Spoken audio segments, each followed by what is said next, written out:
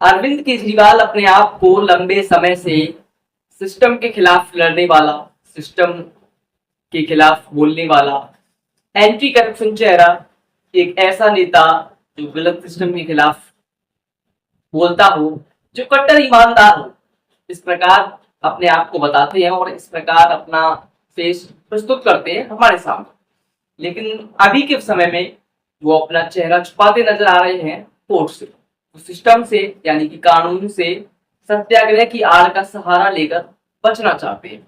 दरअसल दिल्ली में excise policy case में अरविंद केजरीवाल ने अब कोर्ट में हाजिर होने से मना कर दिया है। उन्होंने स्पष्ट तौर पर कहा कि ना तो अब मैं कोर्ट जाऊंगा और ना ही मेरा वकील वहां पर पैरवी करेगा, क्योंकि उन्हें जस्टिस स्वर्णकांता शर्मा से निष्पक्ष न्याय की उम्मीद नहीं है। अब इस बारे में तमाम टिप्पणियां की जा रही है और बीजेपी के लोगों का कहना है कि ये पॉलिटिकल सिंपैथी है, केजरीवाल का एक नया ड्रामा है। तो आइए जानते हैं पूरी खबर और केजरीवाल की सत्याग्रह का असली सच। नमस्कार, मैं आपके साथ प्रियांशु मिश्रा और आप देख रहे हैं आईएमबी टॉक्स। दरअसल अरविंद केजरीवाल को लेकर राजनीतिक बहस बहुत तेज हो गई है, क्योंकि उन्होंने दिल्ली एक्साइज पॉलिसी का जो चेंजमेंट किया था, उसको लेकर जो उनका केस चल रहा था, उसमें उन्होंने अब कोर्ट में, अदालत में पेश होने से मना कर दिया है और उन्होंने स्पष्ट तौर पर कहा कि उन्हें जस्टिस से अब न्याय की उम्मीद नहीं है, इसलिए वो कोर्ट में नहीं जाएंगे और इस कोर्ट में ना जाने को उन्होंने सत्याग्रह का नाम दे दिया है, गांधीवादी लड़ाई सत्याग्रह का नाम दिया है। आखिर क्या ऐसा हुआ कि इनको सत्याग्रह की जरूरत पड़ गई और क्या मामला था ये एक्साइज पॉलिसी केस का, इसको जरा समझने की कोशिश करते हैं। दरअसल एक्साइज पॉलिसी केस जब दिल्ली में अरविंद केजरीवाल की सरकार थी तो उन्होंने एक नई एक्साइज पॉलिसी लागू की, जिसमें ये दिखाया गया था कि करप्शन यानी कि भ्रष्टाचार कम होगा और रेवेन्यू बढ़ेगा। लेकिन कथित तौर पर इंडिया में कोई भी चीज इतनी आसानी से हो जाए, ये पॉसिबल कहाँ? तो आरोप लगे अरविंद केजरीवाल के ऊपर और आम आदमी पार्टी के ऊपर कि उन्होंने एक्साइज पॉलिसी के जो नियम थे उनसे छेड़छाड़ की और कई कंपनियों को फायदा पहुंचाया गया और फिर उनसे रिश्वत ली गई। अब ये मामला थोड़ा बड़ा और उसके बाद आरोप लगे, सीबीआई की जांच हुई, ईडी भी मैदान में उतर आई। इसके बाद कई नेताओं की गिरफ्तारी हुई और अरविंद केजरीवाल तक जांच का शिकंजा पहुंच गया था। और इसके बाद आम आदमी पार्टी लगातार एक ही बात कहती रही कि बीजेपी के द्वारा, सरकार के द्वारा विपक्ष के नेताओं को दबाने की कोशिश की जा रही है, लेकिन हम दबने वाले नहीं हैं।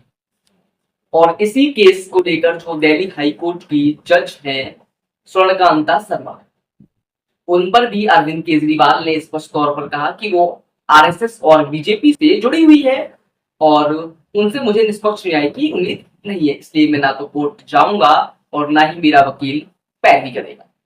अब ये मामला बहुत ज्यादा तुक पकड़ता जा रहा है कि आखिरकार आप ऐसे न्याय व्यवस्था पर सवाल कैसे उठा सकते हैं। यानी अगर स्पष्ट तौर पर मैं कहूं तो अरविंद केजरीवाल ने अदालत द्वारा की जाने वाली कार्रवाई का बहिष्कार किया और उन्होंने ये भी स्पष्ट कर दिया कि मैं गांधीवादी लड़ाई लड़ूंगा और इसी लड़ाई को उन्होंने सत्याग्रह का नाम दे दिया। अब यहीं से राजनीतिक बहस, राजनीतिक तूफान की शुरुआत हो जाती है। भारत में सत्याग्रह कोई आम शब्द नहीं है। सत्याग्रह का मतलब भारत में कि महात्मा गांधी के द्वारा लड़ी जाने वाली वो अहिंसक लड़ाई का प्रतीक जो उन्होंने आजादी के लिए लड़ी। अब उसी लड़ाई में अरविंद केजरीवाल भी शामिल होना चाहते हैं, बस टाइम का थोड़ा अंतर हो गया है। वो 1947 से पहले की बात थी और ये अब 2026 की बात। तो वही बीजेपी का स्पष्ट कहना है कि कोर्ट में पेश ना होना सत्याग्रह की लड़ाई नहीं, बल्कि कानून से बचने की और कानून का बहिष्कार करना है। अब इसी पर बीजेपी के नेता ये भी कहने लगे कि ये अरविंद केजरीवाल का एक नया पॉलिटिकल ड्रामा है, ये एक नई पॉलिटिकल सिंपैथी है, जिससे वो अपने आप को साफ सुथरा दिखाने की कोशिश कर रहे हैं, लेकिन जनता सब जानती। लेकिन अब सवाल ये उठता है कि अगर अरविंद केजरीवाल अपनी जिद पर अड़े रहे, यानी कि अपने उस सत्याग्रह आंदोलन पर अड़े रहे, अपने इस गांधीवादी लड़ाई पर खड़े रहे तो क्या होगा? आपको मैं बता दूं, जब कोई व्यक्ति कोर्ट में ना हाजिर हो तो कोर्ट उसके खिलाफ कोर्ट कंटेम्प्ट की कार्रवाई कर सकता है, नॉन बेलेबल वारंट दे सकता है और एक तरफा सुनवाई भी की जा सकती है। अब इस मामले में अरविंद केजरीवाल का नुकसान होना निश्चित है, लेकिन अरविंद केजरीवाल भी राजनीति के कोई नए खिलाड़ी नहीं जो इतनी आसानी से हार मान जाए। अरविंद केजरीवाल ने भी एक छोटा सा गेम खेला है। लोकतंत्र में विपक्ष की आवाज किस प्रकार दबाई जाती है वो ये दिखाना चाहते हैं, और अगर वो ये दिखाने में सक्सेसफुल हो जाते हैं, यानी कि कामयाब हो जाते हैं, तो आम आदमी पार्टी को एक बहुत ही अच्छा राजनीतिक फायदा देखने को मिल सकता है। और अरविंद केजरीवाल खुद को एंटी करप्शन कट्टर ईमानदार बताते हैं और अपनी छवि भी वैसे ही प्रस्तुत करते हैं, तो इससे इनका एक और फायदा होने वाला है, वो है कोर सपोर्टर्स का मजबूत होना। यानी कि जब ये सत्याग्रह वाले नैरेटिव की बात कर रहे हैं, सत्याग्रह वाले नैरेटिव से इनका कोर सपोर्टर बहुत मजबूत हो जाएगा। यानी कि ये अरविंद केजरीवाल ने एक बहुत बड़ा पॉलिटिकल मास्टर स्ट्रोक खेला है, जिसमें आर्य पार की लड़ाई। आर्य पार की लड़ाई क्यों है? क्योंकि सवाल ये भी उठता है कि जब अदालत पर भरोसा नहीं होगा, कोर्ट पर भरोसा नहीं किया जाएगा, तो फिर लोकतंत्र कैसे चलेगा?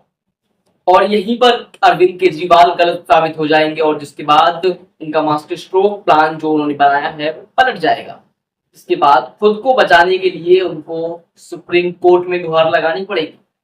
वैसे आप इस बारे में क्या सोचते हैं? ये सचमुच केजरीवाल की गांधीवादी लड़ाई है या फिर कोई एक नया पॉलिटिकल ड्रामा? कमेंट में जरूर बताइएगा, और वीडियो अच्छा लगा हो तो लाइक सब्सक्राइब और शेयर जरूर करें।